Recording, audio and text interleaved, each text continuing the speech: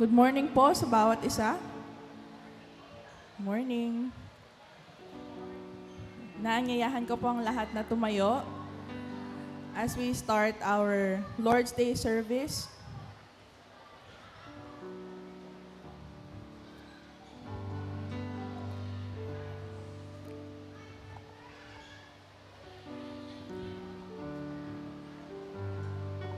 Awitin po natin ang ating pangunang awitin.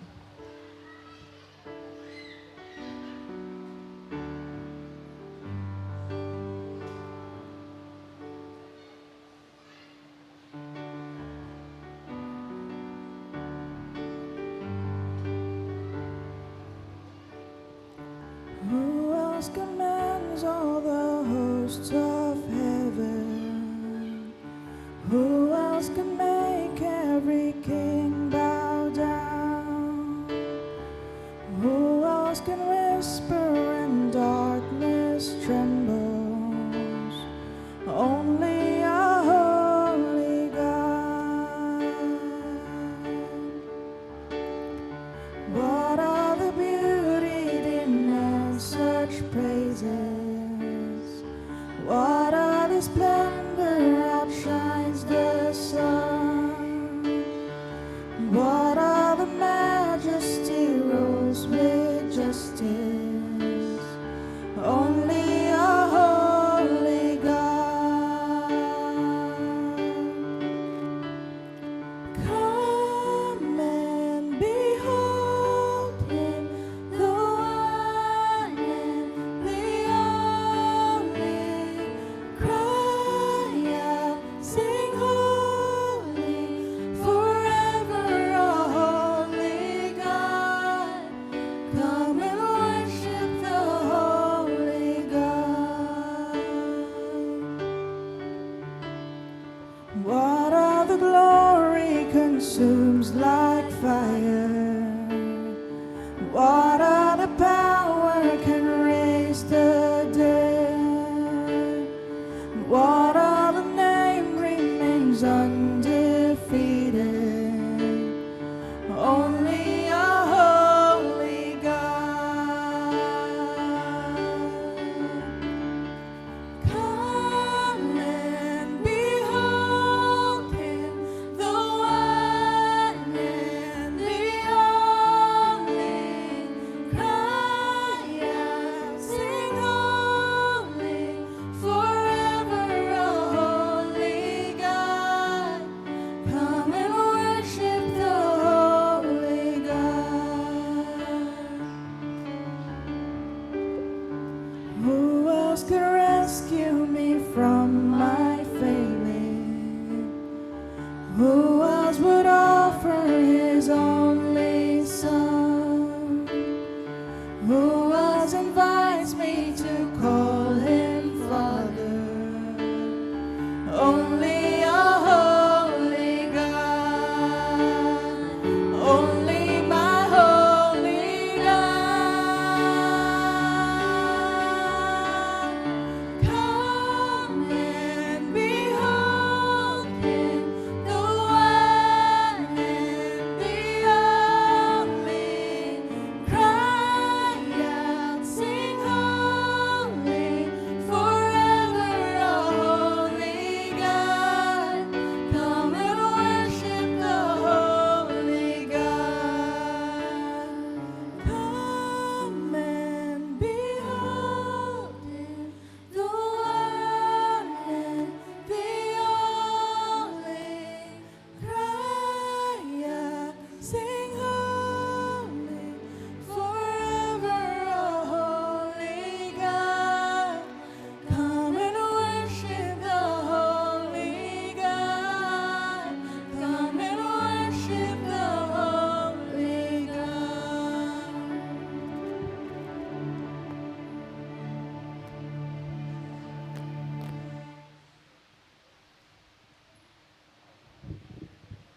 Sige po, manalangin po tayo. Dakila at makapangyarihang Diyos, salamat po muli sa umagang ito. Salamat po sa iyong kabutihan. Salamat po sa iyong kadakilaan.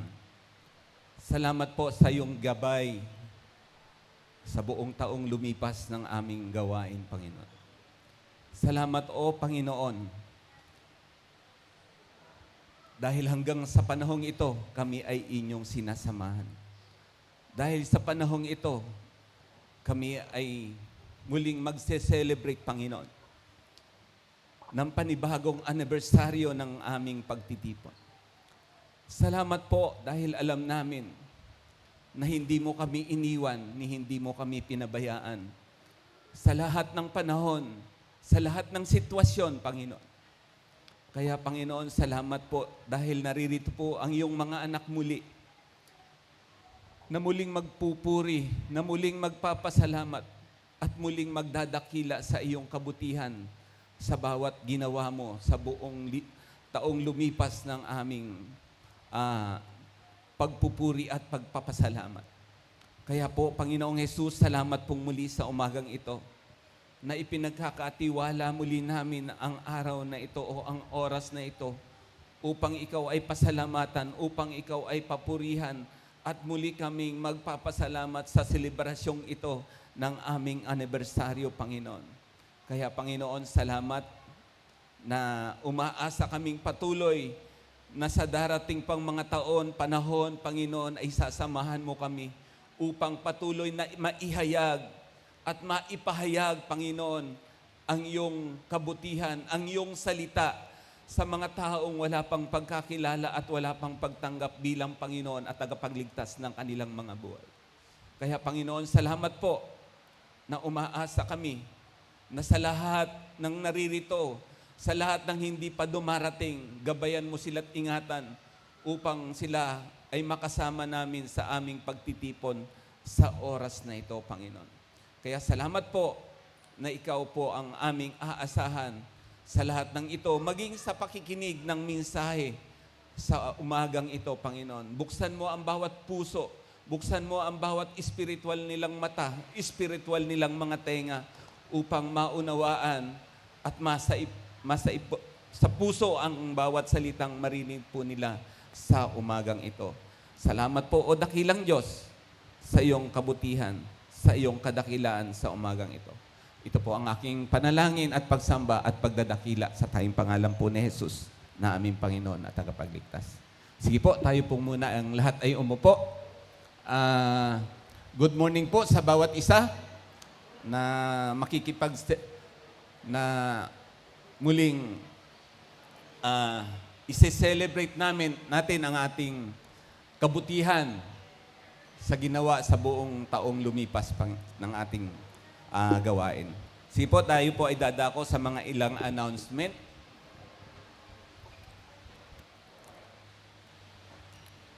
Regular meeting, Bible study and prayer every Wednesday, 7 p.m. to 9 p.m.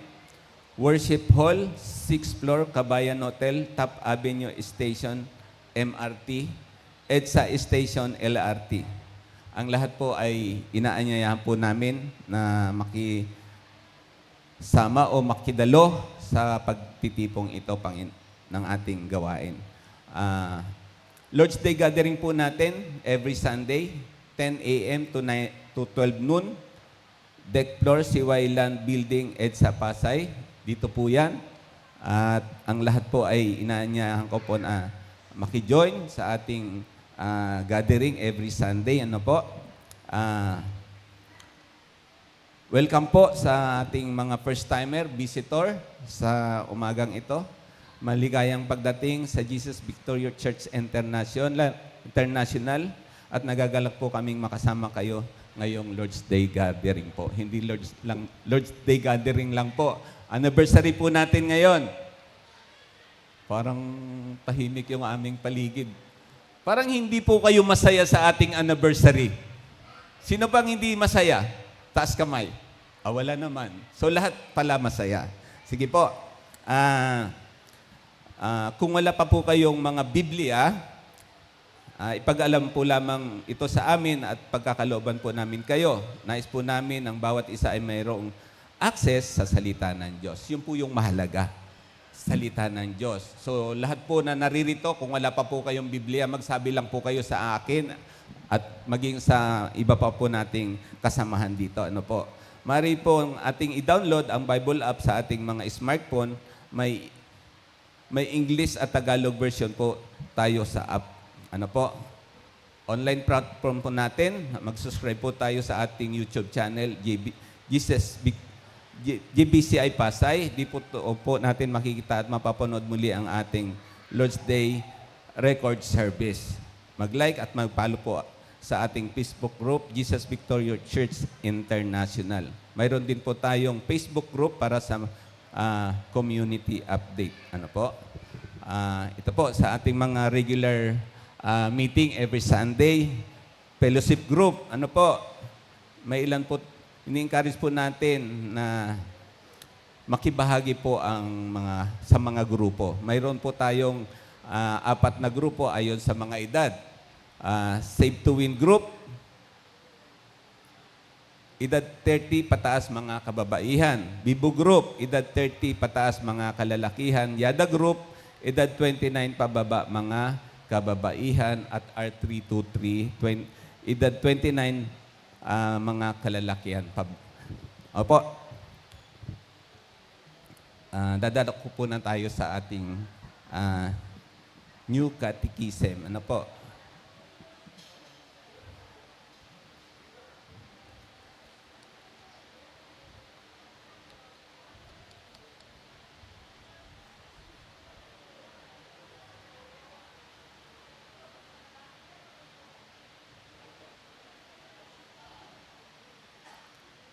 Nasa question number 29 na po tayo.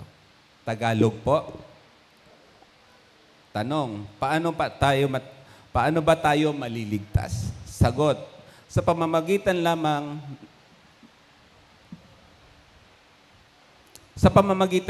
ng pananampalataya kay Hesukristo at sa kanyang sapat na kamatayan doon sa krus ng Kalbaryo. Gayon din naman, sa kabila ng ating mga pagsuway sa Diyos at patuloy sa pagkakasala, ang Diyos sa kanyang hindi matumbasang biyaya at hindi dahil sa ating mga sariling mabubuting gawa, ay pinagkalooban tayo ng perpektong katuwiran mula kay Kristo kung tayo ay magsisisi at sasampalataya sa Kanya. Ang scripture po natin ay nasa Efeso, chapter 2, verse 9 and 8. Sapagkat dahil dito sa kagandahan loob ng Diyos ay naligtas sa pamamagitan ng pananampalataya at ito'y kaloob ng Diyos at hindi mula sa iyong sarili. 9, hindi ito bunga ng inyong mga gawa, kaya't walang maipagmamalaki ang sinuman. Okay po? Magandang umaga pong muli. Tayo po ay dadako na muli sa ating pagtitipon, sa ating pagpupuri. Yanyayahan ko pong lahat na muling tumayo.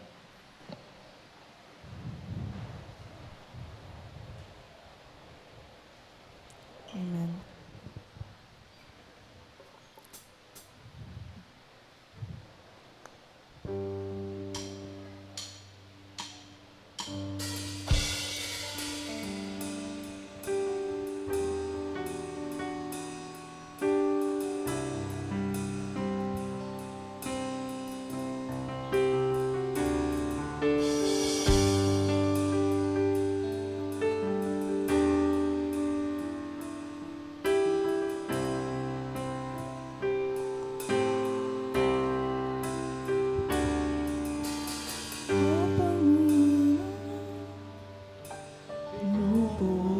kita.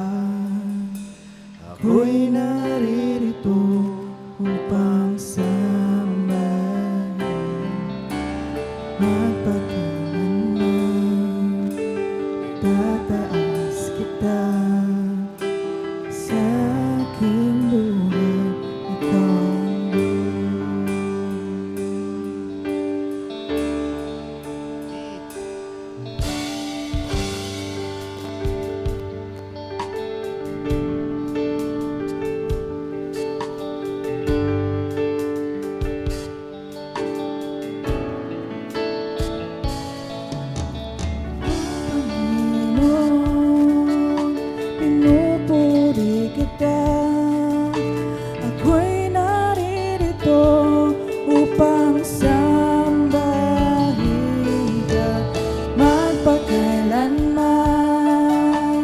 itataas kita sa aking buhay. Ikaw ang Diyos, ako'y nilikha sadyang para sa'yo. Lahat sa akin iaalay sa'yo. Ang iyong kaluguran ang siyang nais ko. Maging kagalakan sa puso mo. O Panginoon, pinupuri kita. Ako'y naririto upang sambahin ka magpakailanman. Itataas kita sa aking buhay. Ikaw ang Diyos, ako'y nilikha sadyang para sa'yo. Lahat sa akin iaalay sa'yo. Ang iyong kaluguran ang siyang nais ko. Maging kagalakan sa puso. Ako'y nilikha sadyang para sa'yo. Lahat sa akin iaalay sa'yo. Ang iyong kaluguran ang siyang nais ko. Maging kagalakan sa puso mo. Ako'y nilikha sadyang para sa'yo. Lahat sa akin iaalay sa'yo. Ang iyong kaluguran ang siyang nais ko. Maging kagalakan sa puso mo. O Panginoon, pinupuri kita. Ako'y naririto upang sambahin ka magpakailanman. Itataas kita sa aking buhay. Ikaw ang Diyos sa aking buhay. Ikaw ang Diyos.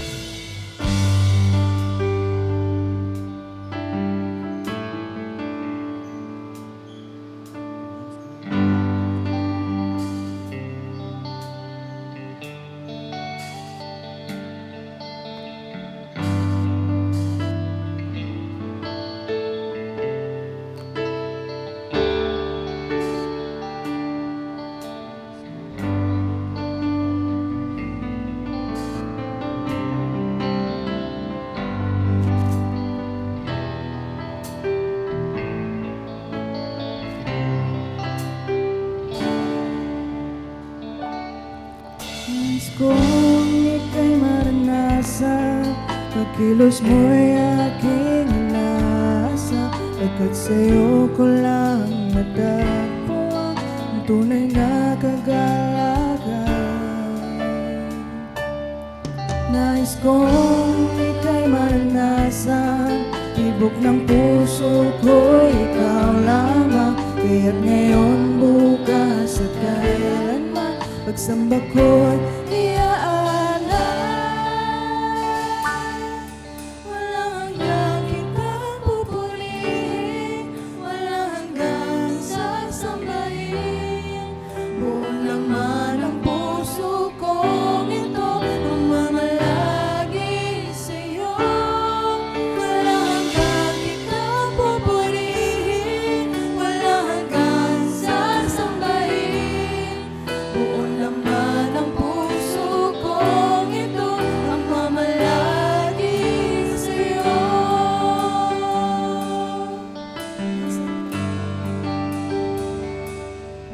Nais kong ika'y maranasan, pagkilos mo'y aking inaasa. Pagkat sa'yo ko lang natagpo ang tunay na kagalakan. Nais kong ika'y maranasan, tibok ng puso ko, ikaw lamang. Pagkat sa'yo ng bukas at kailanman, pagsamba ko'y iaalay. Walang hanggang kitang pupurihin, walang hanggang sasambahin.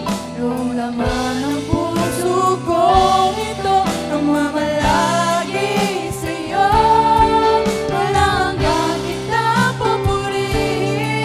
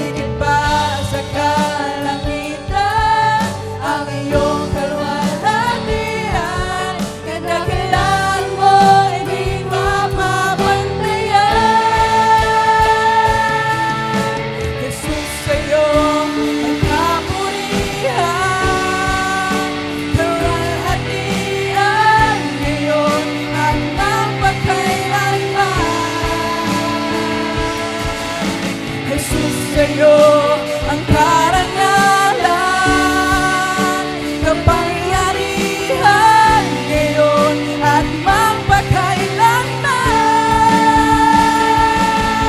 Pupurihin ka sa awit, itataas ang aking tinig, itatanghal sa buhay ko, itanging ikaw, O Diyos. Higit pa sa kalangitan, ang iyong kaluwalhatian, ang dakilan mo, hindi mapapantayan. Jesus, sa'yo ang kaburihan, kaluwalhatian ngayon at magpakailanman.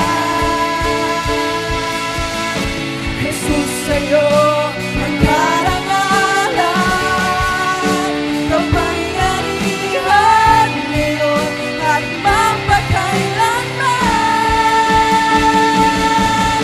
Pupurihin ka sa awit, itataas ang aking tinig, itatanghal sa buhay ko, tanging ikaw, O Diyos. Higit pa sa kalangitan, ang iyong kaluwalhatian, ang dakilan mo, hindi mapapantayan. Pupurihin ka sa awit, itataas ang aking tinig, itatanghal sa buhay ko, tanging ikaw, O Diyos. Higit pa sa kalangitan, ang iyong kaluwalhatian, ang dakilan mo, hindi mapapantayan. Pupurihin ka sa awit, itataas ang aking tinig, itatanghal sa buhay ko, itanging ikaw, O Diyos. Higit pa sa kalangitan, ang iyong kaluwalhatian, ang dakilan mo, hindi mapapantayan.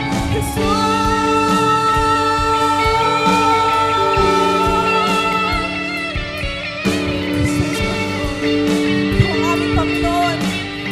Patuloy ka namin papupurihan at luluwalhatiin sa aming mga buhay. Maraming salamat, Panginoon, sa nagdaang taon na iyong pinagkaloob sa simbahan ito at patuloy na pagsama sa amin. We continue to pray, Father God, na sa buhay namin, patuloy ikaw lamang ang may tataas, ikaw lamang ang kikilalanin, at ikaw lamang, Panginoon, ang sasambahin at wala nang iba. Maraming salamat, Panginoon, sa pagmamahal at sa buhay na walang hanggan na iyong pinagkaloob. Maraming salamat, Panginoon. We bring you back all the glory, the honor, the praises, the thanksgiving to your matchless name, Jesus. Amen, amen. We give you praise. Hallelujah!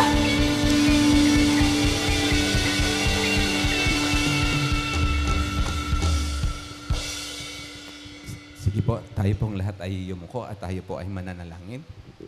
Makapangyarihang Diyos, Ama ng aming Panginoong Hesukristo, manlilikha ng lahat ng bagay, hukom lahat ng tao, kinikilala namin na kami ay ipinanganak na makasalanan at nagdadalamati sa aming samut-saring mga kasamaan na paulit-ulit na pinakamasasakit na ginagawa sa pamamagitan ng pag-iisip, salita at gawa laban sa iyong banal na kamahalan. Kami ay taimtim at taos-pusong nagsisisi sa aming mga maling gawain. Mahabag ka sa amin, pinamakahabaging Ama, alang-alang sa iyong anak na aming Panginoong Hesukristo. Patawarin mo kami sa aming mga nakaraan at ipagkaloob mo na kami ay makapaglingkod, masiyahan sa iyo sa bagong buhay. Sa karangalan, kaluwalhatian ng iyong pangalan, sa pamamagitan ni Hesukristo na aming Panginoon. Amen. Sige po, tayo pong lahat ay makakaupo ng sandali. Tayo po ay dadako sa ating pagkakaloob, no po? Paalala lamang po sa lahat, hindi po natin kailangan na naantayin pa ang pagkakataong ito upang ibahagi ang mga kaloob. Anumang oras ay maaari po tayong magbigay ng ating mga kaloob. Maaari po ating endorso sa ating giving box, oras na tayo ay dumating o kaya ay kahit pagkatapos ng ating gawain. Yun po ang ating offering box, nandiyan po sa ating likuran. Ano po? Maaari rin po ng mag-transfer sa bank under Jesus Victoria Church International sa ating BPI at Metrobank account. Makikita po ang ating mga update sa ating bulletin board at sa Church Center application at sa ating mga smartphone. Ano po? Po, lahat po ba tayo ay excited na nagkakaloob sa ating Panginoon? Ano po? Ano po? Yung ating mga kaloob na yan ay ginagamit po natin sa ating mga activities, pagbayad po dito sa ating lugar, ano po, sa mga iba pa pong mga pangangailangan natin. Yan po.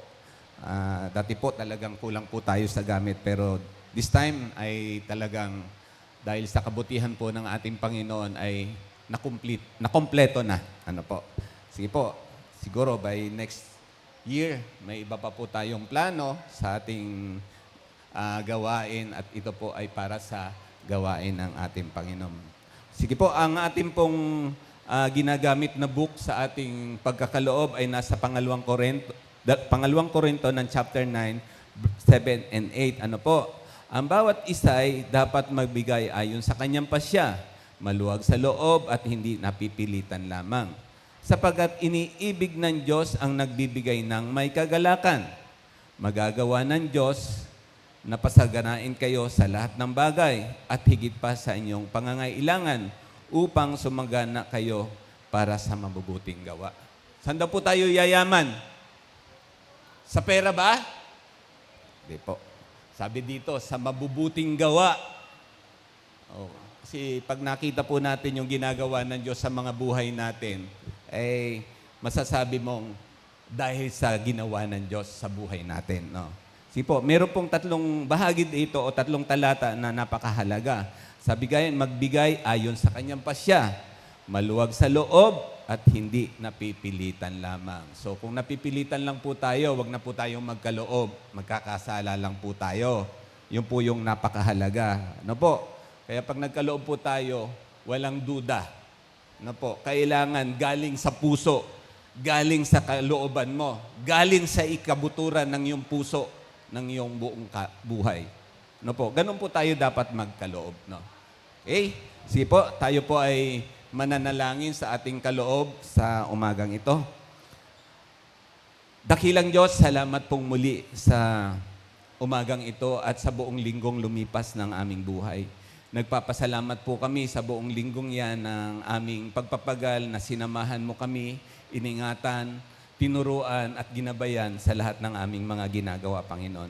Salamat po dahil naririto po kami, dinako mong muli kami sa lugar na ito upang magpuri, magpasalamat at humingi muli ng gabay, Panginoon, sa buong linggong darating ng aming pakikibaka.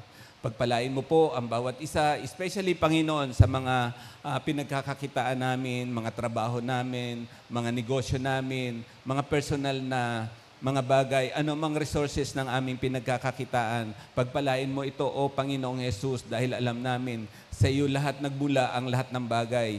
Yan po ang sinabi mo sa iyong mga salita. Kaya umaasa po kami na ang lahat ng bagay na iyong ipinangako ay iyong ipagkakaloob sa mga buhay namin, O Panginoong Jesus. Salamat po sa umagang ito na umaasa kaming muli, naniniwala po kaming muli at nananampalatayong ang iyong mga anak ay patuloy mong iingatan sa buong linggong yan ng kanilang mga pakikibaka sa mundong aming ginagalawan. Salamat po, O Panginoong Jesus, sa lahat ng ito na ikaw ang mapapurihan, mapasalamatan namin sa mga kaloob namin sa umagang ito. Ito po ang aking panalangin sa pangalan ni Jesus. Amen. Tawagan po natin ang ating magbabasa sa ating scripture. Sige po, tumayo po tayong lahat para sa pagbabasa ng salita ng Diyos. Sabay-sabay po nating basahin. Sa Efeso chapter 4, verses 1 to 3. Magandang balita Biblia po. Verse 1, kaya't ako, na isang bilanggo dahil sa Panginoon, ay nakikiusap sa inyo na mamuhay kayo gaya ng nararapat sa mga tinawag ng Diyos. Kayo'y maging mapagkumbaba, mahinahon at matiyaga. Magparaya kayo dahil sa inyong pagmamahal sa isa't isa. Sikapin ninyong mapanatili ang pagkakaisang mula sa Espiritu sa pamamagitan ng kapayapaang nagbubuklod sa inyo. Pagpalain ang pagbasa ng kanyang salita. Manatili po tayo nakatayo sa ating pag-awit.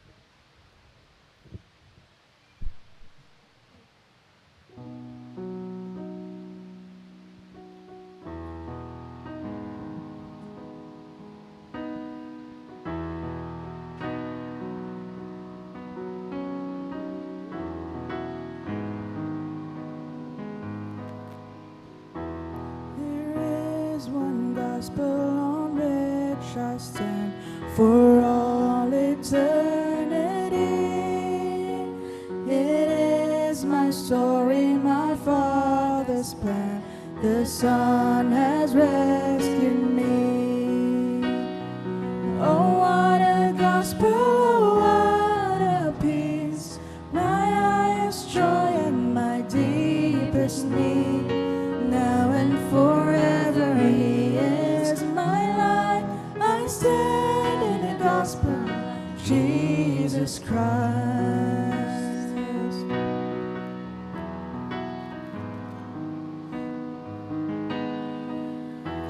There is one gospel to which I cling. All else I count as lost. For there where justice and mercy meet, He saved me on the cross. No more I boast in what I can bring. No more I carry the weight of sin. For He has brought me from death to life. I stand in the gospel of Jesus Christ.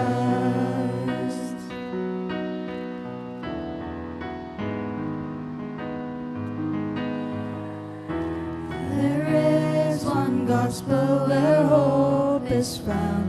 The empty tomb still speaks. For death could not keep my Savior down.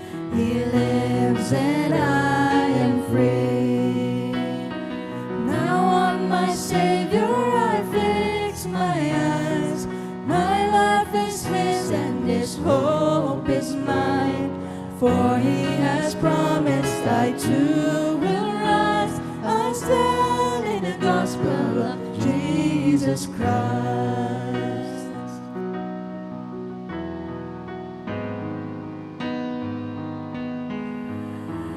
And in this gospel the church is one. We do not walk alone. We have His Spirit as we press on to lead us safely home. And when in glory still I will sing of this old story that rescued me. Praise to my Savior, the King of life. I stand in the gospel of Jesus Christ. Praise to my Savior, the King of life. I stand in the gospel of Jesus Christ. I stand in the gospel of Jesus Christ.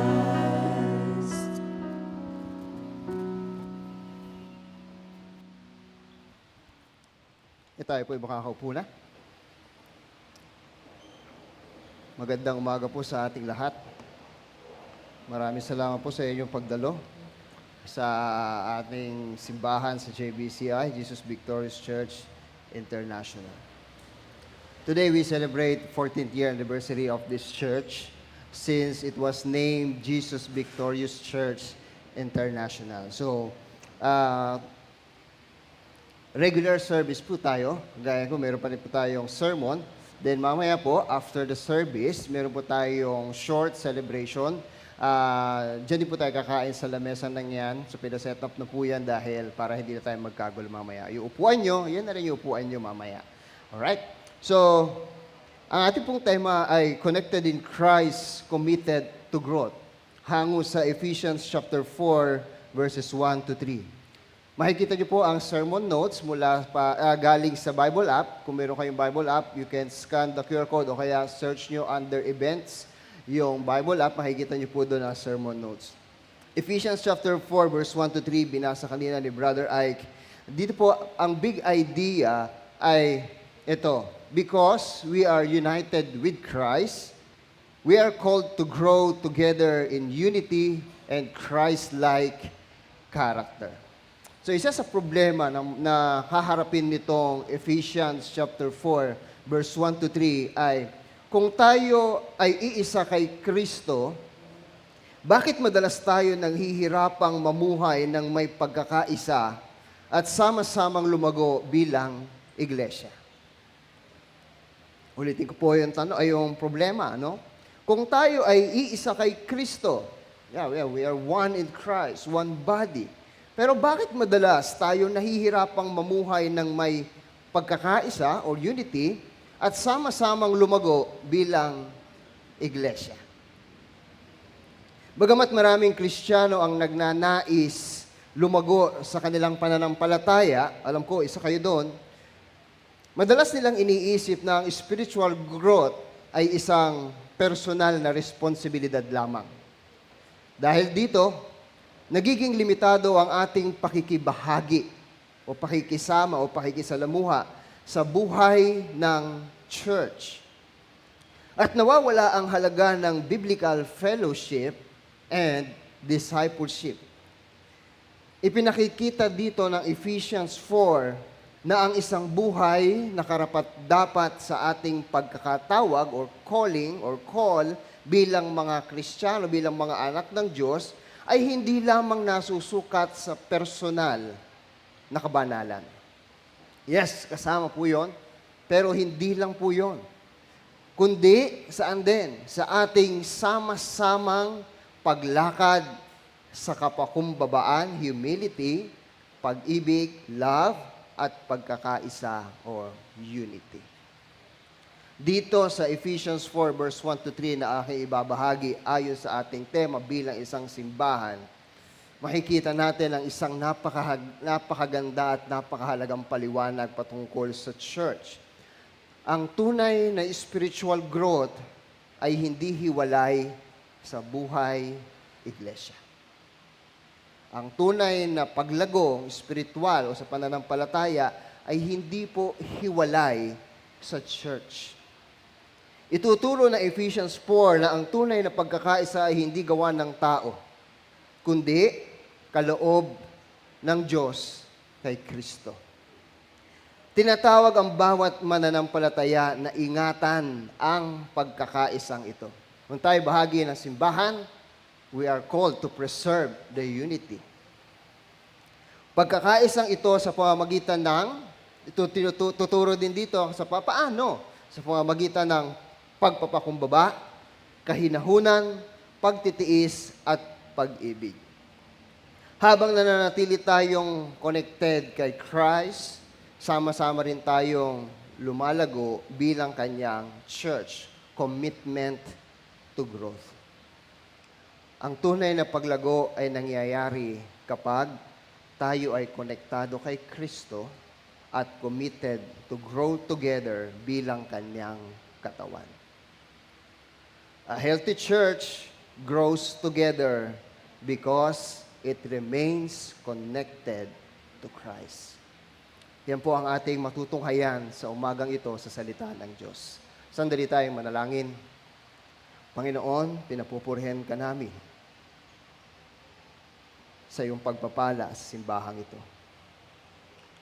At sa oras na ito, Panginoon, pagpapahayag ng iyong salita, pakikinig ng iyong mga anak, muli nawa kami ay mapaalalahanan, maturuan, ma-remind, ang tunay na kahalagahan ng pagiging bahagi ng simbahan. Kalapit na maglago kay Kristo, gayon din, Panginoon, ang sama-samang paglago bilang isang katawan ni Kristo. Pagpalain mo nawa ang pagpapahayag, pakikinig ng iyong salita. Ito po ang aking panalangin sa pangalan ni Jesus. Amen. Dalawang bagay po ang aking tutukuyin ngayong umaga. Una is connected in Christ. Dapat maintindihan natin ang kahalagahan ng pagiging connected kay Kristo.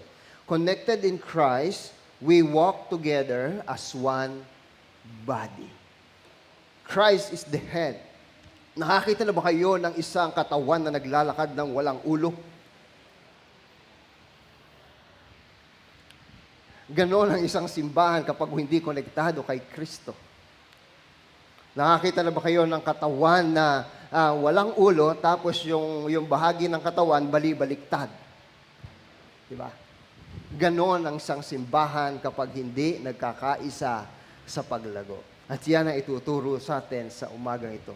Una, connected in Christ. We walk together as one body.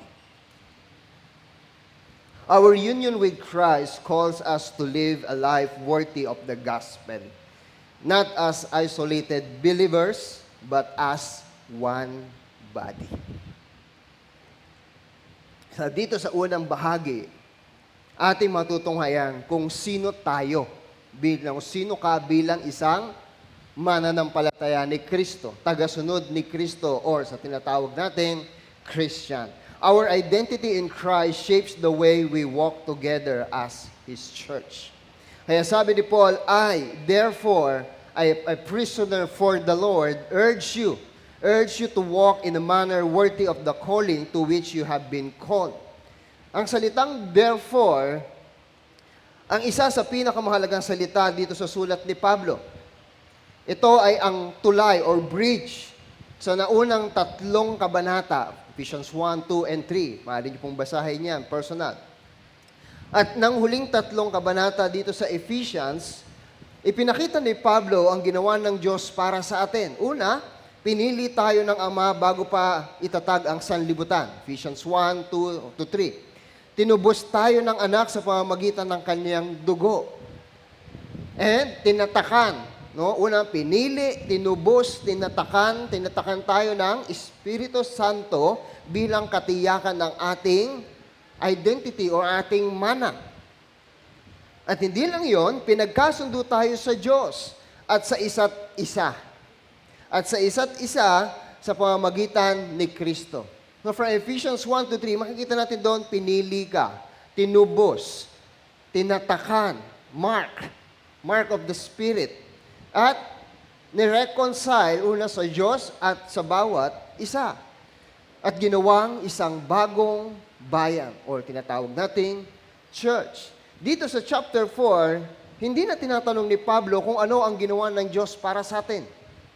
Kundi paano tayo dapat mamuhay bilang tugon sa kanyang biyaya. Ephesians 1 to 3, it's all the grace, the blessing of God sa atin. Dito sa Ephesians chapter 4, paano tayo mamumuhay bilang response o bilang tugon doon sa ginawa ng Diyos sa atin. Kaya sabi niya, therefore, ang buhay Kristiyano, mga kapatid, ay lagi nagsisimula sa ginawa ng Diyos bago yung ating gagawin. Hindi tayo namumuhay ng karapat-dapat upang tanggapin ng Diyos. Namumuhay tayo ng karapat-dapat dahil, Ephesians 1 to 3, tinanggap na tayo ng Diyos kay Kristo.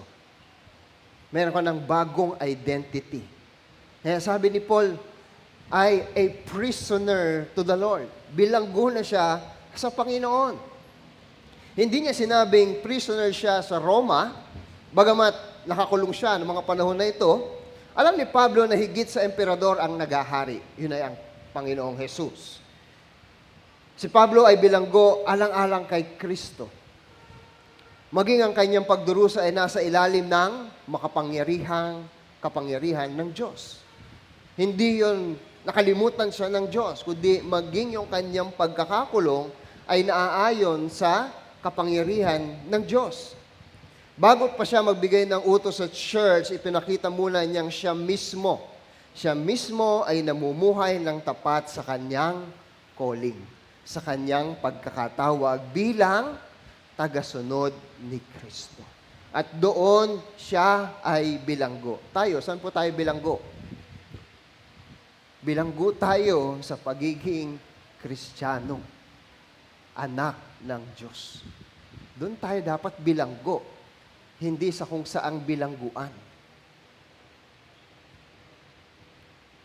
Kaya dito, pinagdiinan ni Pablo, ako ay a prisoner for the Lord. Kahit dalhin ako sa kulungan, kahit mawala sa akin ito, kahit mahirap, sa Panginoon to eh. Yan ang kanyang identity. Yung dati siyang walang alam, ngayon ibinilang siya, tinuruan, bilanggo na siya doon. Di ba? Akala natin, bisyo lang ang nakakabilanggo. Mabilanggo tayo dito sa pagiging Kristiyano. Hindi sa bisyo. Hindi sa katamaran. Hindi sa kaemosyonan natin. Mabilanggo tayo sa kung sino tayo sa Panginoong Jesus. Yung sasabihin natin, hindi lang dahil masama yan, kundi dahil Christian ako. Bilanggo ako ni Kristo, hindi ako dapat nagagalit ng sobra. Christian ako, kaya hindi ko na dapat pinag-iisipan pa ang Lord's Day. Bilanggo na tayo doon eh. Buhay na yon, bagong buhay. Kaya sabi ni Paul, yun yung nais niyang, huwag niyong kalimutan. Ako, prisoner to the Lord. That's why I urge you. Sabi niya, I urge you. Hindi ito utos na malamig. Ito ay pagsusumamo ng isang pastor, ng isang apostol. Na sinasabi niya sa mga Kristiyano dito sa Ephesus ay, I urge you, hinihikayat ko kayo. Nagmamalasakit si Pablo sa iglesia. Kung iisipin natin ngayon, subukan nating tingnan sa Pilipinas na lang, gaano kataas ang tingin ng mga Pilipino sa simbahan ngayon?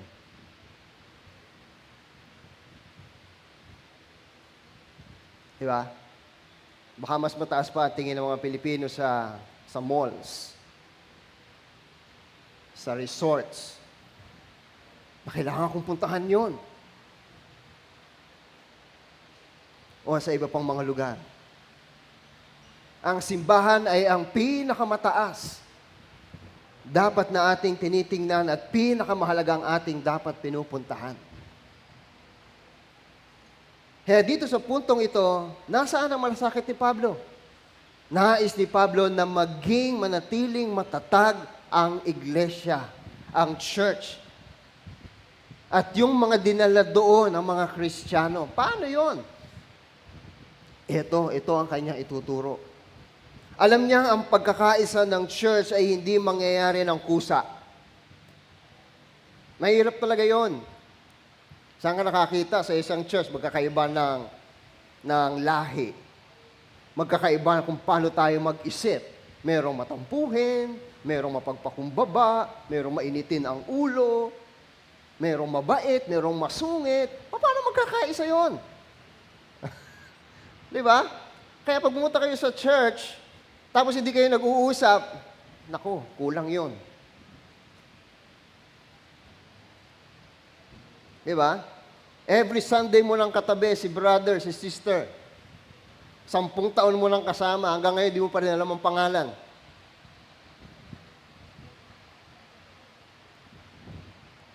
Sampung taon na nag-church, pag binanggit ni pastor, si ano yun? Hindi ko kilala yung pastor. 10 taon na natin kasama, di mo pa rin kilala.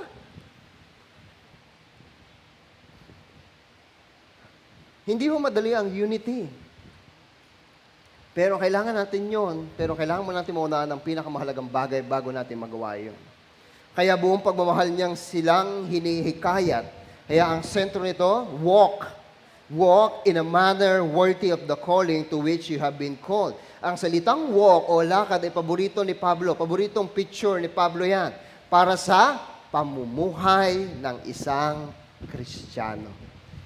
Hindi ito tumutukoy sa isang araw o isang gawain lamang.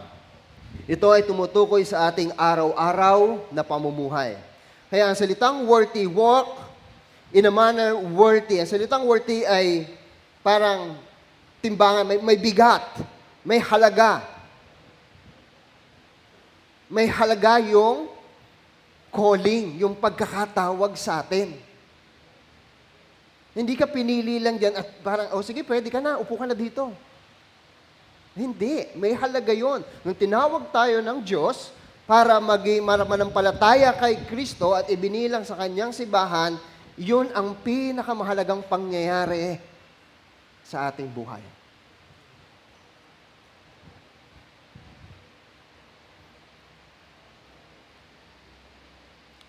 Yun yung calling. Tinawag tayo at ang kasunod ng pagkakatawag ay yung ating ugali, conduct.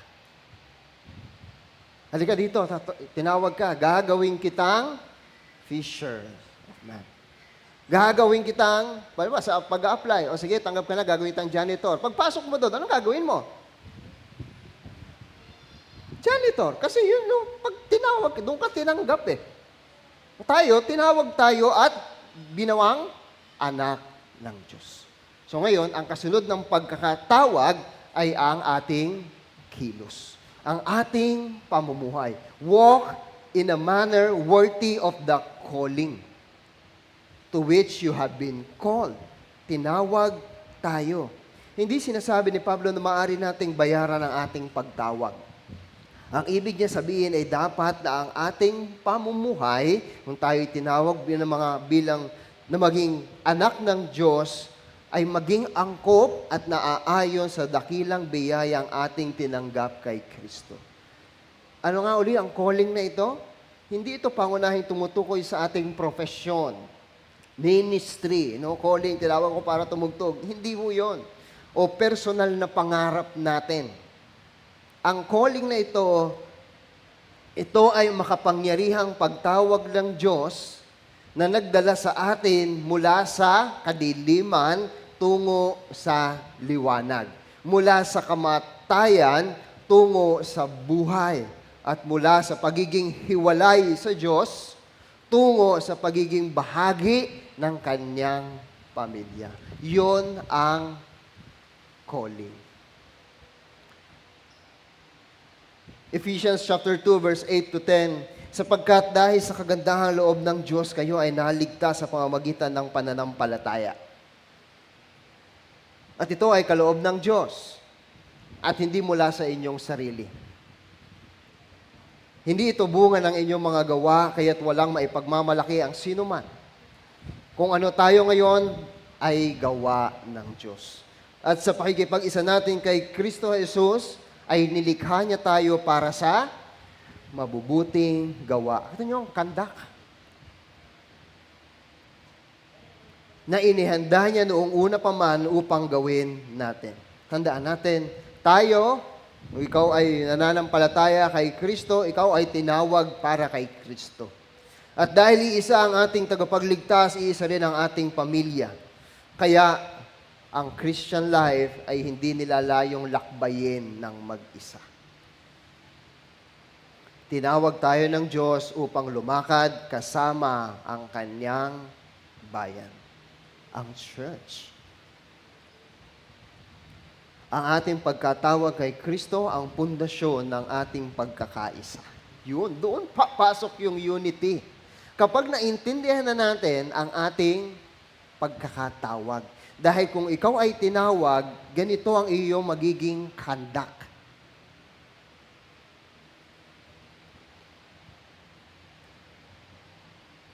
Hindi tayo tinawag para lumakad ng mag-isa. Tinawag tayo ay ibinilang sa kanyang pamilya, sa kanyang bayan. Bakit? Hindi lamang lumakad bilang isang tagasunod ni Kristo. That's your identity. kundi lumakad kasama ang mga tagasunod ni Kristo. Identity of the church. What is a Christian? If I will ask you. What is a Christian?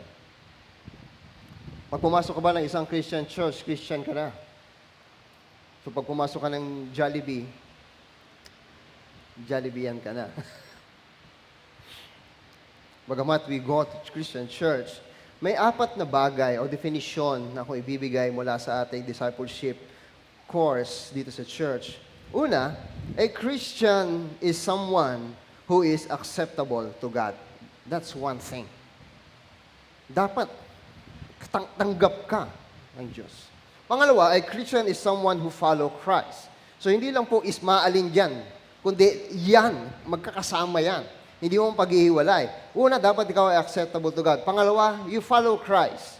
Pangatlo, a Christian is someone who has been adopted by God. Like I said, pag sinabi kasi natin dito sa Pilipinas ang salitang adopted, parang napakababa. Pero sa kultura ng Biblia, when you say adopted, everything that the Father has belongs to you. Not just material wealth, but also the identity of being the Son of the Father. Kaya napakahalaga noon. Kaya wag natin tingnan na napakababaw ang salitang adopted by God. Ito yung hindi ka karapat-dapat, pero inampun ka. Ayan ang tawag. At pangapat, ito ang gusto kong bigyan ng emphasis. Pangapat, a Christian is someone who is closely identified with other Christians. Diyan papasok yung ang pagiging Kristiyano ay pagiging bahagi ng isang simbahan o ng simbahan. That's why we call ourselves brothers and sisters. Christians are called to find an identity together.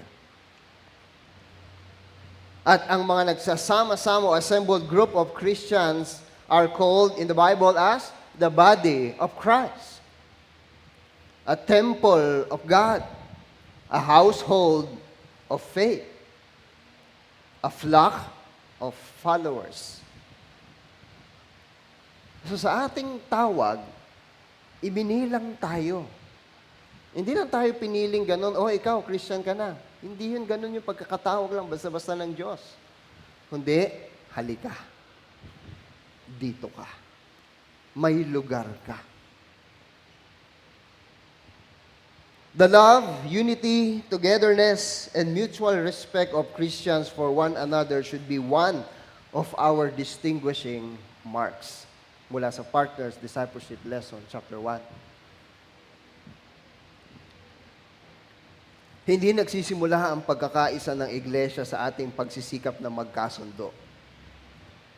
Mahirap talaga yun. Minsan magkasundo tayo sa loob ng 1 buwan, 2 buwan, 3 buwan, pero darating ang ilang buwan na, ngayon, iira lang ating pagiging tao. Mainis tayo na hindi natin alam. Totoyoin tayo, gano'n. Pero it always brings us back to who we are. Sino tayo? Hindi nagsisimula ang pagkakaisa ng iglesia sa ating pagsisikap na magkasundo. Nagsisimula ito sa ating iisang pagkatawag kay Kristo. Hindi tayo pumunta ng church, hindi tayo nabilang sa church dahil pinili natin.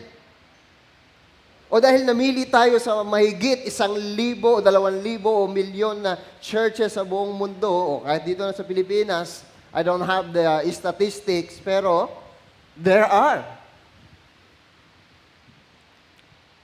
Tanong, sino ba ang tumawag sa inyo?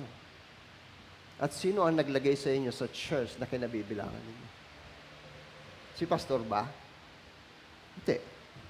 Malay ko. Ako, natutuwa lang ako pag dumadating kayo dito. Pag nakikinig kayo, nagpapasalamat sa Diyos, at nakikilala kayo. Natandaan natin, ang isang hindi mababagong pagkatawag kay Kristo. Kasi doon tayo. Hindi tayo nakikipagkasundo sa bawat isa dahil pinipili natin ang dapat nating kasunduin. Kundi dahil tayo ay iisa kay Kristo. Philippians 1:27, kaya nga mga kapatid, pagsikapan ninyo mamuhay ng nararapat ayon sa magandang balita ni Kristo. Sa gayon, makabalik man ako sa inyong piling o hindi, makakatiyak pa rin akong kayo naninindigan sa nag-iisang diwa at sama-samang ipinaglalaban ng pananampalataya sa magandang balita. Ang calling natin, ganito, isipin nyo ang isang tao na inampon ng isang hari. Noong una, isa lamang siyang tao sa labas. Walang pangalan, walang tahanan, at walang karapatan sa palasyo. Ngunit isang araw, tinawag siya, inampon ng hari at tinawag na kanyang anak. Mula noon, nagbago ang kanyang identity. Hindi na siya nabubuhay bilang isang tao sa lansangan, kundi bilang anak ng hari. May transformation na agad sa identity niya. Pero, ngunit paano kung pagkatapos siyang ampunin, ay patuloy pa rin siya sa buhay niya dati? That's papasok ang conduct, ang ating kilos, ang ating ugali. So, paano kung patuloy pa rin siya sa buhay niya dati? Patuloy siyang namamalimos at namumuhay na parang wala siyang pamilya, parang wala siyang tatay. Hindi iyon naaayon sa kanyang bagong identity. Hindi niya kailangan mamuhay ng marangal upang maging anak ng hari. Tinawag siya at ginawang anak ng hari. Mula doon, magbabago ang kanyang pamumuhay. Ngunit dahil anak siya, inaasahan na ang kanyang pamumuhay ay magpapakita ng kanyang bagong pagkatao. If anyone is in Christ, he is a new creation. If we are a new creation, it will result to what? New behavior, new motivation. Hindi na yun dati. Ganito ang sinasabi ni Pablo dito sa Ephesians 4:1. Hindi tayo namumuhay ng karapat-dapat upang maging anak ng Diyos. Namumuhay tayo ng karapat-dapat dahil tayo ay tinawag at tinanggap na niya dahil kay Kristo. Dahil sa pananampalataya. Tandaan natin, ang ating pagkatawag kay Kristo ay hindi lamang nagbigay sa atin ng bagong pangalan, nagbigay rin ito ng bagong paraan ng ating pamumuhay.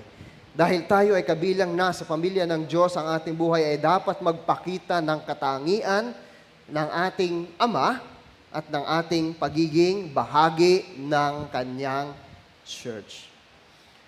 Ang pagtawag ng Diyos ay hindi lamang upang tayo maligtas bilang individual. Tinawag niya tayo upang maging bahagi o part ng kanyang pamilya at lumakad kasama ng kanyang bayan. Ang buhay Kristiyano ay hindi nilalayong lakbayin ng solo.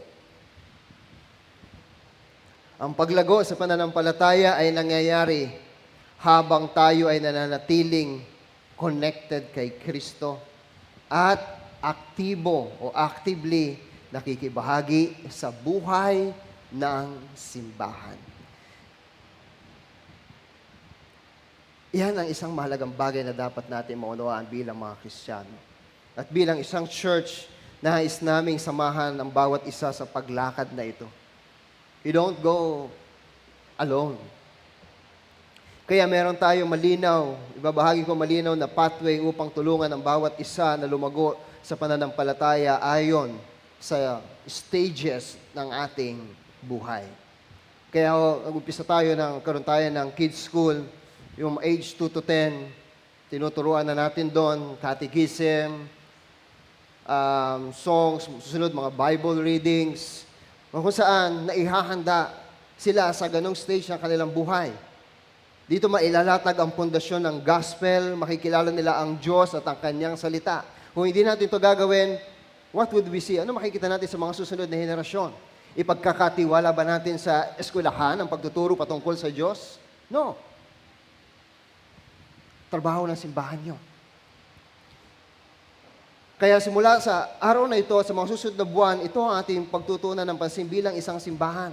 Kids School. Pangalawa, Youth Discipleship, age 11 to 17, tuturuan ng mga kabataan dahil maraming mga katanungan ang kabataan ngayon na tanging Biblia ang dapat sumagot at hindi ang kung ano-ano mga textbooks. Patungkol sa Diyos, patungkol sa tao, patungkol sa Espiritu at patungkol sa buhay. Lahat di dapat manggaling sa salita ng Diyos. And at the age of 18, kung siya ay medyo mature, meron tayong partners discipleship. And after he completed partners discipleship, doon papasok ang membership, which is commitment to the local church. And then, habang lumalago is leadership development. Umiikot ang buhay ng simbahan. Marahil ay iniisip mong maliit lamang ang iyong bahagi sa iglesia o baka pakiramdam mo ay marami ka pang kailangan matutunan. Ang magandang balita ay hindi ka tinawag ng Diyos upang lumakad ng mag-isa. Tinawag ka niya upang lumakad kasama ang church. Ano man ang iyong edad o yugto ng buhay, may lugar sa paglalakbay sa paglago kay Kristo. Kaya lumakad tayong kasama ang bawat isa. Sama-samang lumago. Magtulungan. Sa mga pinagdadaanan, ibahagi upang matulungan, maipanalangin. Ang hangarin natin ay hindi lamang mapuno ang ating gusali, kundi higit pa rito ay makakita o makita ang isang church na binubuo ng mga mananampalatayang lumalakad ng karapat-dapat sa ating pagkakatawag at unti-unting nagiging katulad ni Kristo. John 15 verse 4 to 5, Abide in me and I in you, as the branch cannot bear fruit by itself unless it abides in the vine. Neither can you unless you abide in me. I am the vine, you are the branches. Whoever abides in me and I in him, he it is that bears much fruit. For apart from me, you can do nothing. Kaya mahalaga ang pagiging konektado kay Kristo. Pangalawa, committed to growth. We grow through humility, love, and unity. Ang point number 1 ay sumagot sa tanong na sino tayo? At dito naman sa point number 2 ay sasagutin ang tanong na paano tayo dapat mamuhay? It focuses on our character. How we live. A healthy church grows when every believer pursues Christ-like character and diligently preserves the unity of the Spirit. That's how we should live. Pagkatapos tawagin ni Pablo ang church na lumakad ng karapat-dapat sa kanilang pagkakatawag, ay agad naman niyang ipinakita kung ano ang itsura ng buhay na iyon. Hindi niya sinimulan sa programa o sa gawain na iglesia. Hindi rin niya sinimulan sa mga spiritual gifts. Sinimulan niya sa kung sino tayo. Sapagkat bago maging healthy ang ministry ng isang church, kailangan munang maging malusog ang karakter ng bawat bahagi o bawat membro nito. That's why, sabi niya, verse 2, with all humility and gentleness, with patience, bearing with one another in love. Kayo'y maging mapagpakumbaba, mahinahon at matyaga, magparaya kayo dahil sa inyong pagmamahal sa isa't isa. Pansinin natin, sabi niya, all. All humility. Pag sinabing all humility, all gentleness, all patience, lahat yun, all. Hindi kaunting pagpapakumbaba lang o kaunting humility lang. Hindi pa minsan-minsang kahinahunan lang o gentleness. At hindi piling pagkakataon lamang ng pagtitiis, kundi all. Tinatawag ni Apostol Pablo ang buong simbahan sa isang pamumuhay na patuloy nagpapakita ng katangian na ito. Una, humility. Sa mundo ng mga Griego, ang pagpapakumbaba ay tunuturing na kahinaan. Ngunit sa gospel, sa mabuting balita, ito ang naging katangian ni Kristo. Ang pagpapakumbaba ay ang kakayahang unahin ang kapakanan ng iba kaysa sa sarili. Kaya mamaya, magpakumbaba kayo, ha? Paunahin nyo yung mga sa pagkuha ng pagkain. Hindi, o muna. Hindi yung agawan, no? Ang pagpapakumbaba ay kakayahang unahin ang kapakanan ng iba kaysa sa sarili. Alam niyo kung sino ang may kayang gawin ang tunay na pagpapakumbaba? Si Jesus. Pangalawa, sino? Sino? ang mga tagasunod niya. Kaya huwag ka na magturo. Kung ikaw ay nananampalataya kay Kristo at sumusunod sa Kanya, eto, kaya mo tong gawin. Ang mga Christian. Philippians 2:3-5, verse 3-5, huwag kayong gumawa ng anuman dahil sa pansariling layunin o pagyayabang, sa halip bilang tanda ng pagpapakumbaba. Ano daw yung mark ng pagpakumbaba? Ituring ninyong higit ang iba kaysa inyong mga sarili. Pagmalasakitan ninyo ang kapakanan ng iba at hindi lamang ang inyong sarili. Naway magkaroon kayo ng kaisipang tulad ng kay Kristo. Pangalawa, gentleness. Sino mga gentle dito? Siyempre, yung mga lalaki. Kaya nga tinawag na gentleman. Meron bang gentlewoman? Wala. Wala. Kaya huwag kayong magtaka kung hindi sila gentle. Biro lang. Huwag kayong magalit sa akin, mga babae. Kayo naman. Mahal na mahal ko kayo. Ayoko kayo umiiyak. Gentleness means, hindi ito kahinaan. Ito ay lakas na kontrolado. Yan. Gentle. No? Ano ba, pag nabukas ka ng bote ng ketchup, no? Ano yung gentle? Siyempre, kontrolado mo yung lakas mo. Hindi yung pagkabukas mo ng takip, nabasag yung bote. Ay, hindi mo kontrolado yung lakas mo. Control. Ito ay kontrolado. Ito ay ang tao. Ito ay ang taong may kapangyarihang gumante. Yan. Ngunit pinipiling maging mahinahon. Ayan. Kahit na gustong-gusto ko na, gentle pa din. Kahit gusto ko nang sumigaw, kahit gusto ko na siyang saktan, kontrolado. Yan ang pagiging mahinahon. Ito ay katangian ni Kristo. Ito rin ang salitang ginagamit o ginamit upang i-describe si Jesus. Gentle and lowly. Mayroon pong libro niya, napakaganda. At kung si Kristo ay ganon, dapat ding tayong mga tagasunod ay merong katangiang tulad nito. Gentleness. Hindi yung padalos-dalos. Ay, sorry, hindi ko napigilan. Ang bilis ng bibig ko. Ang bilis ng kamay ko. So, una, humility. Pangalawa, gentleness. Pangatlo, patience. Ito ang kakayahang, ano yung patience? Ito ang kakayahang magtiis sa mga kahinaan at pagkukulang ng iba nang hindi agad nagagalit o sumusuko. Hindi madaling magalit. Ito yung kakayahang manatiling mapagmahal kahit mahirap pakisamahan ang iba. Patience. Colossians 3:12-15, kaya nga, dahil kayo hinirang ng Diyos, minamahal niya at pinili para sa Kanya, dapat kayo maging mahabagin, mabait, mapagpakumbaba, mahinahon, at mapagtiis. Magpasensya kayo sa isa't isa. Kung may hinanakit kayo kanino man, magpatawad kayo, gaya ng pagpapatawad sa inyo ng Panginoon. At higit sa lahat, taglayin ninyo ang pagmamahalan na siyang nagbubuklod sa lahat na ganap na pagkakaisa. At paghariin ninyo sa inyong mga puso ang kapayapaang kaloob ni Kristo sapagkat iyan ang dahilan kung bakit kayo tinawag. Ayan naman tayo sa calling. Tinawag sa iisang katawan. Magpasalamat kayong lagi. At ang panghuli, bearing with one another in love, pag-ibig. Hindi ibig sabihin nito ay basta na lamang pagtitiis. Ito ay kusang pagtanggap sa isa't isa dahil sa pag-ibig ni Kristo. Ang ibig sabihin nito ay patuloy na pagtanggap at pagtitiis sa isa't isa dahil sa love of Christ.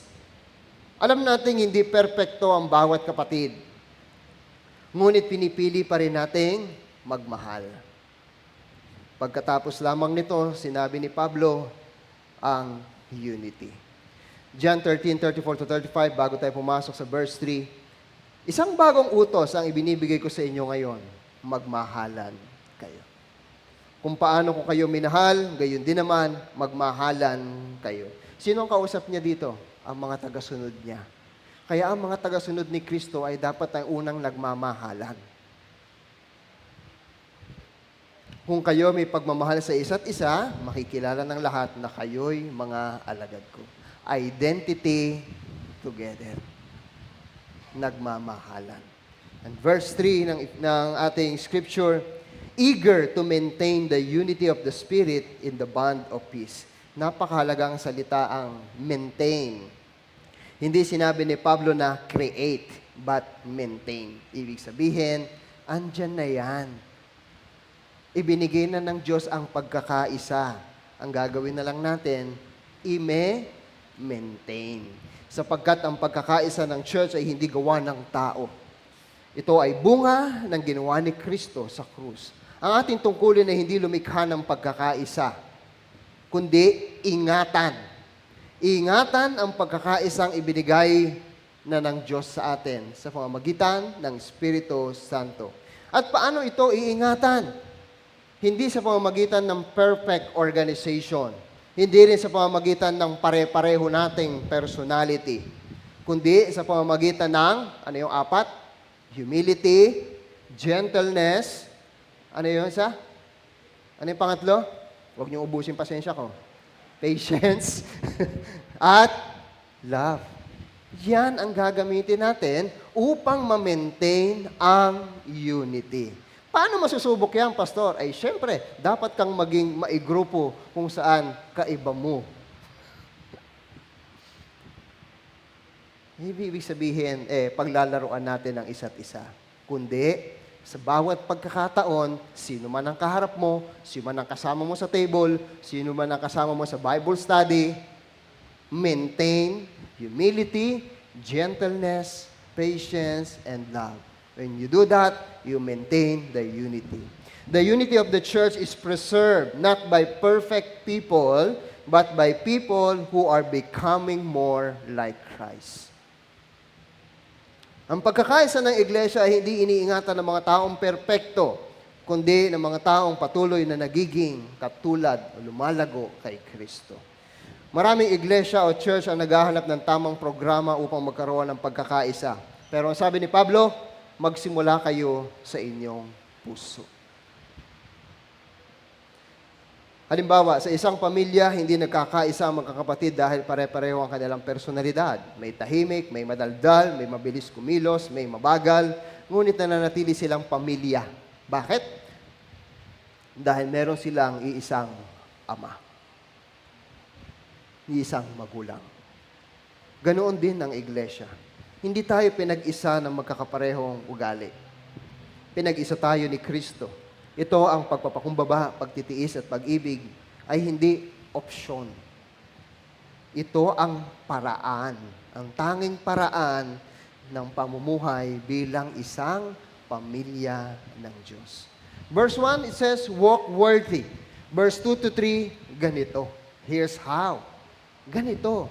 Be humble. Be gentle, be patient, and love one another. Hindi sinabi ni Pablo, join more ministry.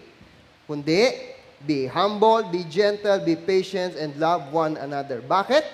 Dahil, makinig po, ang pinakamalaking banta sa pagkakaisa o unity ng church ay hindi ang kakulangan ng programa, kundi ang kakulangan ng pagiging katulad ni Kristo.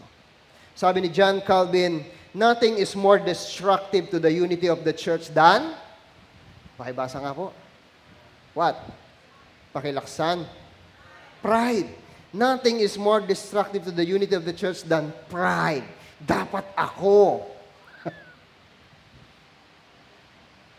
Ang unang kalaban ng pagkakaisa ng iglesia ay hindi ang pagkakaiba ng opinyon.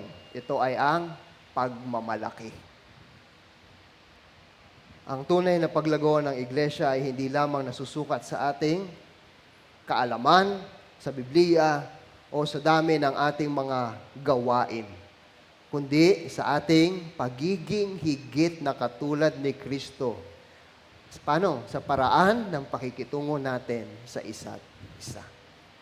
Ang iglesyang lumalago ay iglesyang lumalago sa pagpapakumbaba, kahinahunan, pagtitiis, pag-ibig, at pagkakaisa.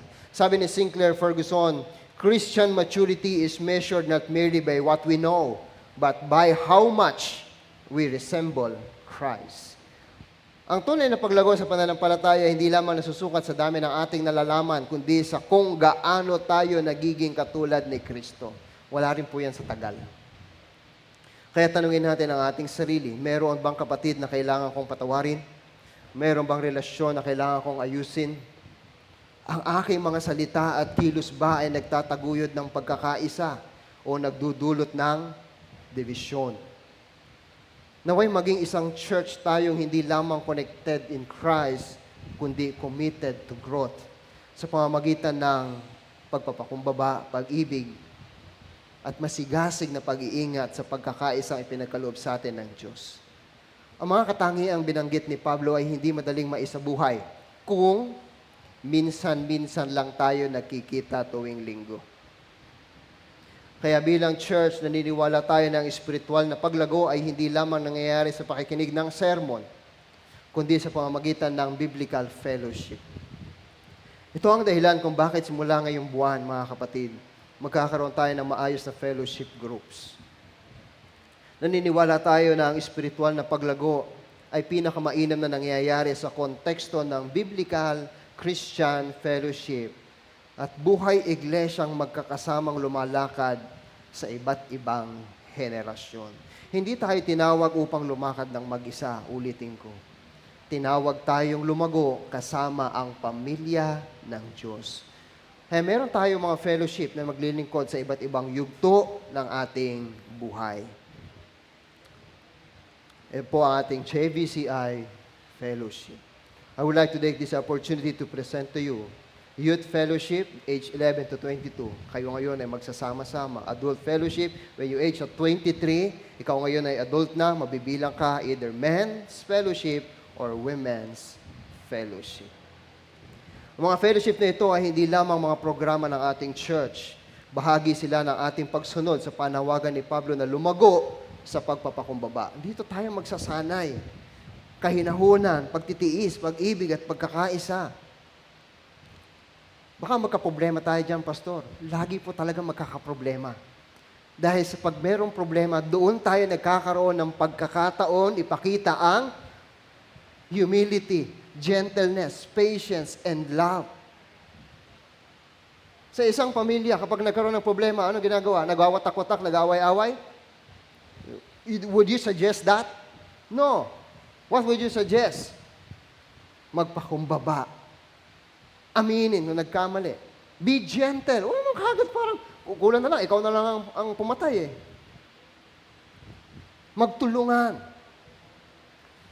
Ang problema, darating talaga yan. Kasi magkakaiba tayo eh. Pero iisa tayo kay Kristo. At dahil iisa tayo kay Kristo, magagawa natin ang ma-maintain ang unity dahil tinuruan tayo kung paano. Humility, gentleness, patience, and love. That's how we would do it. At saan natin gagawin yon? Siyempre sa church. Kaya sa masusunod na mga panahon, mag-set po ako ng meeting para sa mga grupong ito upang ilatag ang mga dapat gawin bilang isang simbahan. You will not just meet on Sunday. You will meet in the mid of the week. Kaya sa ating pagtatapos, nagsimula tayo sa isang tanong. Kung tayo ay isa kay Kristo, bakit madalas tayo nahihirapang mamuhay ng may pagkakaisa at sama-samang lumago bilang iglesia? Ano ang sagot ni Pablo? Hindi nagsisimula sa programa, organisasyon o strategy. Nagsisimula sa mabuting balita. Una, kung sino tayo. Tayo ay mga taong tinawag ng Diyos kay Kristo, hindi tayo pinag-isa ng ating pinagmulan, personalidad o kakayahan. Pinag-isa tayo ng biyaya ng Diyos sa pananampalataya kay Kristo lamang. At pangalawa, ipinakita niya kung paano tayo dapat mamuhay. Ang pagkakaisa ng church ay hindi iniingatan sa pamamagitan ng pagiging pare-pareho ng ating opinyon, kundi sa pamamagitan ng humility, gentleness, patience, and love. At pagiging masigasig na pag-iingat sa pagkakaisa o sa unity ibinigay sa atin ng banal na Espiritu. Habang nananatili tayo nakakabit o nakakonekta kay Kristo, patuloy din tayong lumalago bilang church. Connected in Christ, committed to growth. Hindi lamang po ito tema ng ating anniversary. Ito rin ay panawagan ng Diyos sa church. Dahil alam niyo kung ano ang church? Sabi ni Pablo, 1 Timothy chapter 3 verse 15, "If I delay, you may know how one ought to behave in the household of God." So tuturuan. Then, ano daw po ang household of God? Sabi ni Paul, which is the church of the living God. At ano ang church of the living God? Ay pillar and buttress of the truth.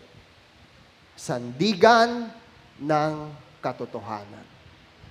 Sa panahon ngayon, maraming tinig ang humuhubog sa pag-iisip ng tao. Movies, series, social media, culture, at iba't ibang mga filosofiya. Ganoon na rin sa mga natututunan sa paaralan. Hindi natin namamalayan, may mga mali na naituturo. Pero huwag tayo mag-alala dahil itinalaga ng Diyos ang church upang maging haligi at saligan ng katotohanan. 1 Timothy 3:15. We don't just send our kids to school, bring them to church. We don't just go to school, mga estudyante, learn from church, from the Word of God. At tayo naman mga nakatatanda, wag lang tayo magturo base sa ating opinion, kundi mula sa salita ng Diyos. Kaya mahalaga ang ating sama-samang pagsamba, pag-aaral ng salita ng Diyos, fellowship, and discipleship. Tinuturuan ng mga susunod na henerasyon. Paano kung pinawawalang halaga natin ang simbahan? Ano kaya ang maiisip natin na itsura ng susunod na henerasyon? Magtatanong na lang tayo, pinadala naman natin sa eskwelahan pero bakit maraming korap sa bansang Pilipinas? Bakit marami pa rin ang tamad? Bakit marami pa rin ang pumapatay? Marami pa rin ang nangho-hold up? Marami pa rin ang kasamaan? Dahil lumiliit ang pagtingin ng mga tao sa simbahan. Ito ang dahilan kung bakit pinahalagahan natin ang buhay church. Hindi lamang tayo nagtitipon upang magkaroon ng gagawin kung linggo, kundi upang sama-samang lumago sa katotohanan. Ang bawat Bible study, fellowship, discipleship o pagtitipon natin on Lord's Day ay upang hubugin tayo sa salita ng Diyos at patibayan ang ating pagkakaisa kay Kristo. Kung nais natin maging matatag ang susunod na henerasyon, hindi sapat na paminsan-minsan lamang silang makarinig ng salita ng Diyos. Kailangan nila ang isang iglesia o church na patuloy na magtuturo ng katotohanan, nagpapakita ng pag-ibig at humuhubog ng mga alagad ni Kristo. Iyan ang dahilan kung bakit mahalaga ang bawat gawain ng simbahan. Hindi bilang tradisyon o obligasyon, kundi bilang mga paraan ng biyaya ng Diyos upang palaguin ang kanyang bayan. Naway sa darating pang taon, makilala tayo hindi lamang bilang isang iglesyang matagal na, kundi bilang isang church na tunay na connected in Christ and committed to growth. Isang church na lumalakad ng karapat-dapat sa pagkakatawag nito. Lumalago sa pagiging katulad ni Kristo at sama-sama nagdadala ng kaluwalhatian sa Diyos. Ang church ay hindi lamang lugar ng pagtitipon. Ito ang haligi at saligan ng katotohanan. Kaya mga kapatid, bawat pagtitipon sa salita ng Diyos ay may layuning hubugin tayo upang maging higit na katulad ni Kristo. Sandali po tayong yumuko. Kaya mga kapatid, muling italaga ang iyong sarili sa buhay church. Habang pinagdiriwang natin ang katapatan ng Diyos sa ating iglesia, sa nakalipas na mga taon, itanong din natin sa ating sarili, paano naman ako tutugon sa katapatan ng Diyos sa aking buhay? Marahil ay panahon na upang sariwa mong italaga ang iyong sarili sa Panginoon at sa buhay church. Kung matagal ka nang dumadalo, ngunit hindi pa tunay na nakikibahagi, ito ang pagkakataon lumakad kasama ang pamilya ng Diyos. Kung matagal ka nang nananampalataya, ngunit naging malamig ang iyong pananampalataya, hayaan mo muli kang pasiglahin ang biyaya ng Diyos. At kung ikaw ay aktibong naglilingkod, huwag kang mapagod sa paggawa ng mabuti. sapagkat ang iyong paglilingkod sa Panginoon ay hindi nawawalan ng kabuluhan. Maging bahagi ng buhay ang church. Makibahagi sa sama-samang pagsamba every Sunday, Lord's Day. Lumago sa pamamagitan ng fellowship at discipleship. Gamitin ang mga kaloob na ipinagkatiwala sa iyo sa paglilingkod. Mag-ambag sa pagpapanatili ng pagkakaisa ng iglesia sa pamamagitan ng pagpapakumbaba, pag-ibig, at kapayapaan.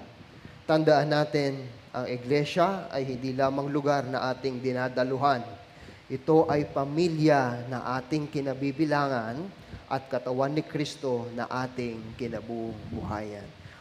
Kaya huwag lamang tayong maging mga tagapanood ng ginagawa ng Diyos sa church. Maging mga katuwang tayo sa Kanyang gawain. Panginoon, salamat po sa iyong mensahe sa bawat isa. Salamat sa iyong binahagi sa amin. Dalangin ko, Panginoon, sa biyaya ng banal na Espiritu, lubos pang mangusap sa buhay ng bawat isa. Na manatiling konektado sa buhay simbahan. Bigyan ng higit na kahalagahan ang pananampalataya at ang buhay Kristiyano. Salamat, Panginoon, sa simbahang ito. Hindi perpekto. Pero dahil sa iyong mga itinuturo, nagkakaisa o magkakaisa upang maipahayag ang pagiging isa kay Kristo at pagiging isa bahagi ng simbahan. Maraming salamat sa pangalan ni Jesus. Amen. Tayo po ay tumayo.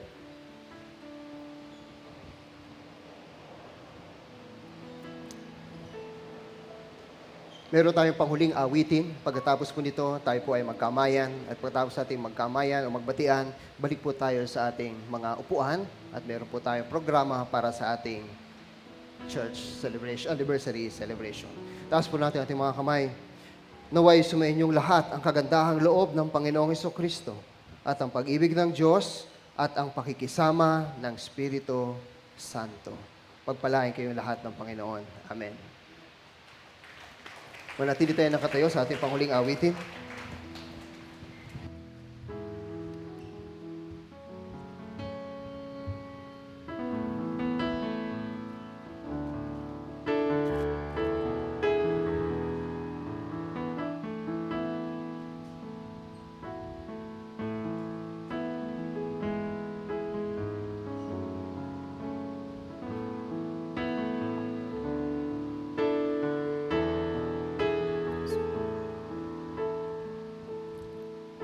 Sadyang kay buti ng ating Panginoon, magtatapat sa habang panahon, maging sa kabila ng aking pagkukulang, biyaya niya'y patuloy na laan.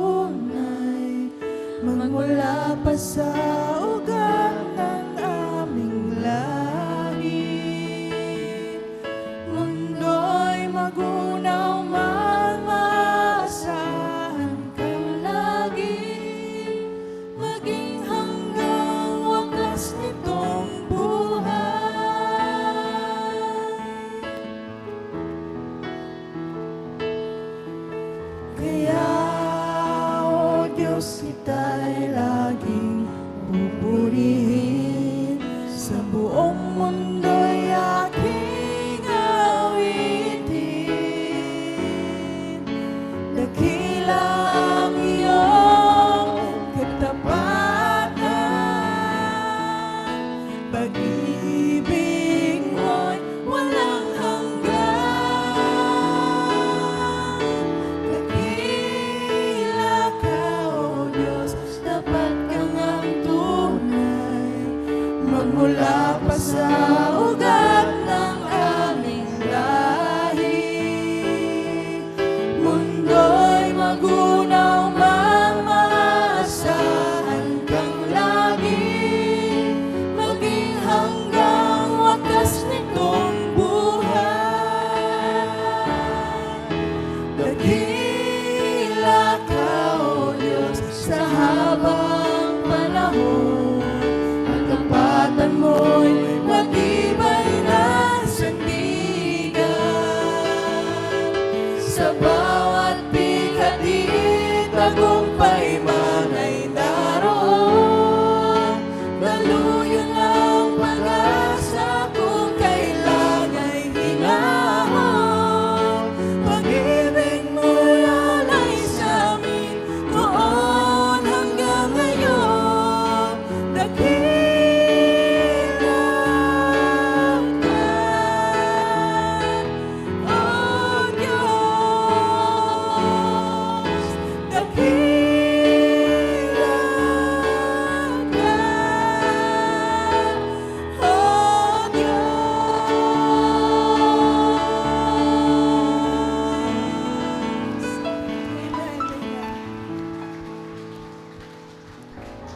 Amen. Tayo po'y umikot at magbatian.